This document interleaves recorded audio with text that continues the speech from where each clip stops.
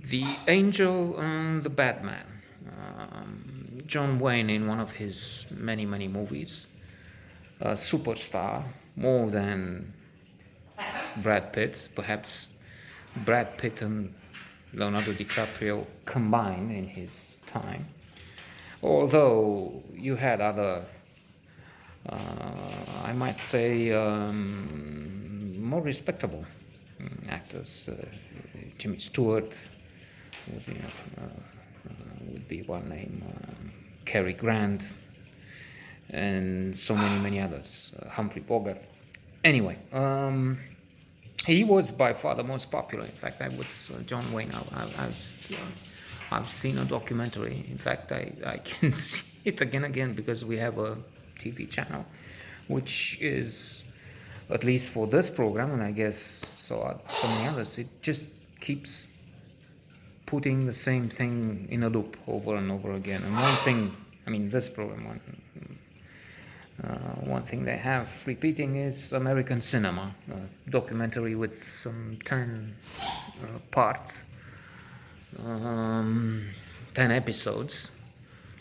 And John Wayne is present there, of course, a towering figure for many years, more than a decade, I think. Number one most popular when they asked audiences, right? John Wayne was the best loved and most popular.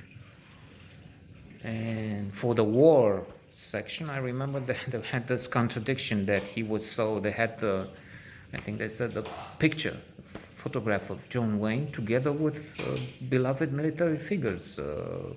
Eisenhower, I don't know, the supreme command, the commander of the forces, commander-in-chief, like the very stable genius today, who pays no tax. I mean, the army has to spend more and more, but taking from others, evidently.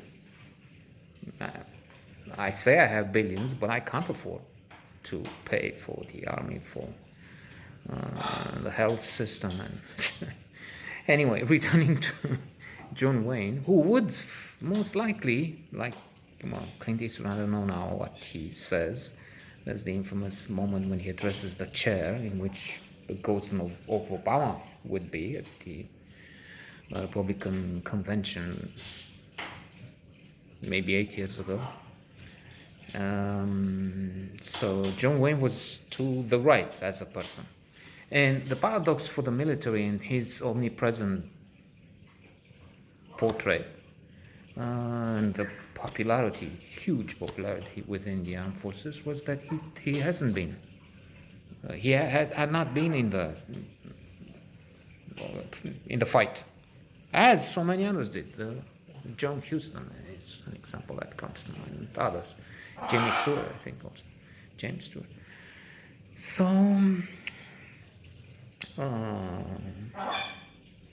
towering. I've read in Who the Hell is in the Picture about the fact that there were some anecdotes with actors, many of course, but one had him with a snake. He was trying to scare who? James Stewart, that I keep mentioning, and I prefer to John Wayne, and I love. He was trying to scare him with a snake. Oh, Henry Fonda. I think it was Henry Fonda, one other legend, iconic figure.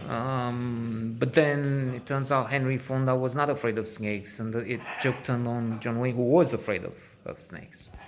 So that's one thing. And then in Trumbo, with Bryan Cranston recently, we've seen John Wayne being quite a loathsome figure in his private life, supporting the blacklist and being very annoying and obnoxious. But as for this film, it's not Rio Bravo. It's not one of the major John Wayne films. After all, he made so many. But he has an interesting role, a complex persona, in that he starts as a villain, a man involved in robberies and whatnot, but under the influence of a woman, and and the Quaker morality, doctrine of not killing anybody being as much as possible Christ-like, let's say. I mean, tolerant, brotherly, and so much else. In one moment I remember, which surely touched, it's something with Q, I forgot. Evans, not Quentin. Anyway, the name of John Wayne's name in the film, in the character he plays. Quick. So he receives a Bible with his name from those people, from the community of very gentle, very kind, generous men and women, and this girl in particular may have him transformed, resurrected, rehabilitated, after penance, after finding, why not, God? I don't know, I still haven't found what I'm looking for, like in the U2 song, the lyrics.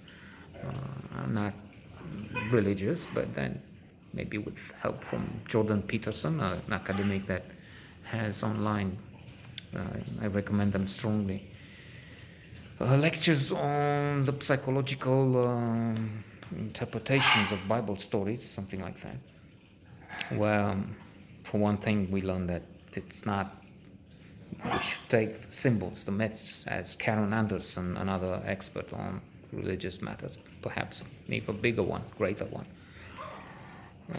argues. So in that sense, God as an idea, God as an ideal, yeah, well, that's a notion of sacrifice that's necessary. Delayed gratification has been studied and vouched by psychology. So, I mean, if you're interested, you can find on the internet the marshmallow pie test, wherein children at the age of 5 or so are given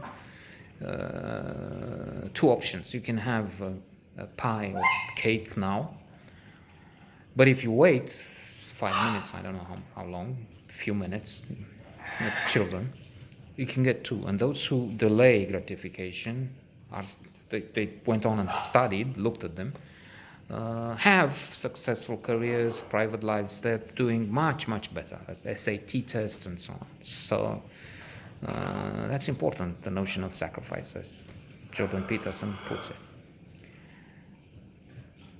Yeah, and this, yes, not one of the best, but a good movie.